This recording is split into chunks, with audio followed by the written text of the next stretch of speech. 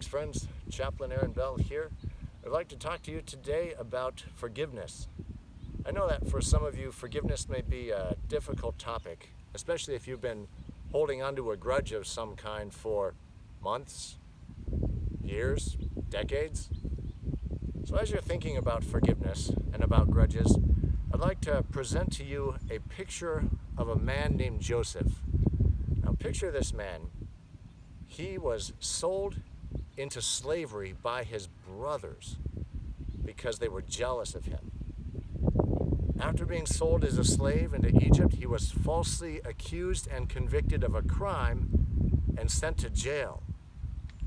So picture this man sitting in this foreign land in this prison cell with nothing around him except fellow prisoners, his own memories of what others had done to him, and maybe a rat or two for company.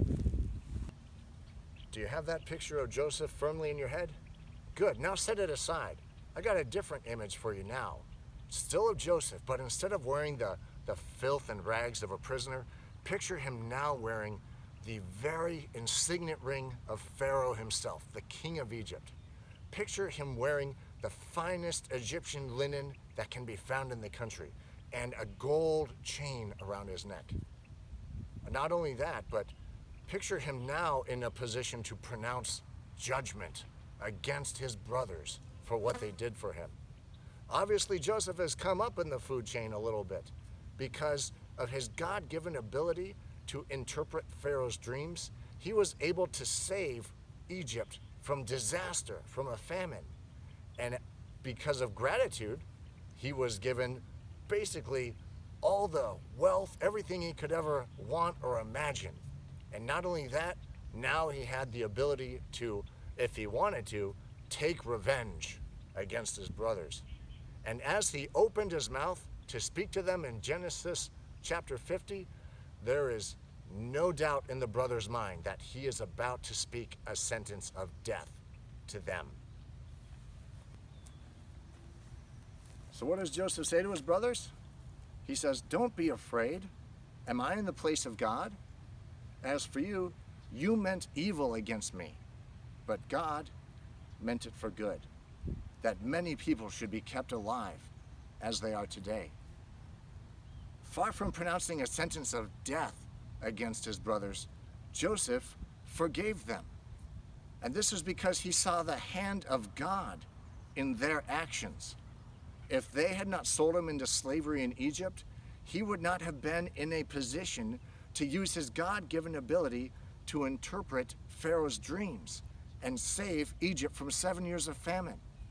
And if he hadn't done that, he wouldn't have been put second in command of all of Egypt and thus able to bring his family, his brothers, his father Jacob to Egypt to live with them. And by doing that, he fulfilled God's promise to his ancestors, to Abraham, Isaac, and Jacob, to preserve and to prosper his people. By doing all this, Joseph realized, far from being conceited and thinking more of himself, he realized that he had been part of God's plan all along to save his people. And nowhere in that plan was there room for grudges or paybacks. Joseph's story points us to the story of another man in the New Testament who was sentenced to death because he claimed to be the Son of God. And when he was crucified on a cross, it looked like his claims were false, that he wasn't God's son. But 3 days later, when he rose from the dead, he showed that he truly was what he said he was.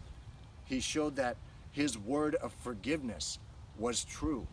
He showed that he truly was what his name said he was: God's salvation. The name Jesus means the Lord saves. After Jesus rose, he didn't go and take revenge on those who had crucified him. He didn't go and attack his disciples who had abandoned and denied him. Instead, he forgave them, and he sent them out into the world to preach the forgiveness of sins in his name to all people. And so he gives that word of forgiveness to you today. Everything you've ever done in your life, every evil you've ever done to anybody is forgiven. So you who have just heard that all your sins are forgiven by Jesus, you have some soul searching to do. What grudges do you still carry around in your heart, looking for a chance to get even?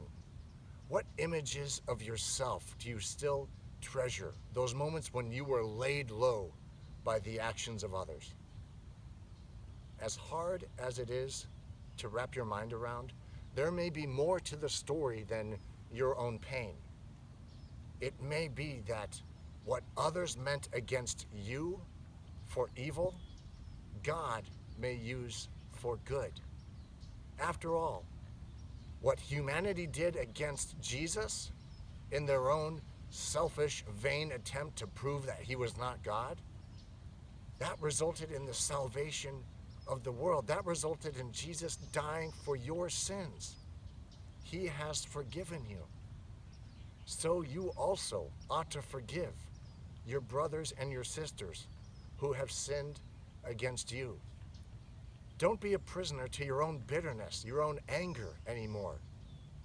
And as you forgive others, you may find a freedom far more satisfying than any revenge ever could be. God be with you all. Chaplain Bell, signing out.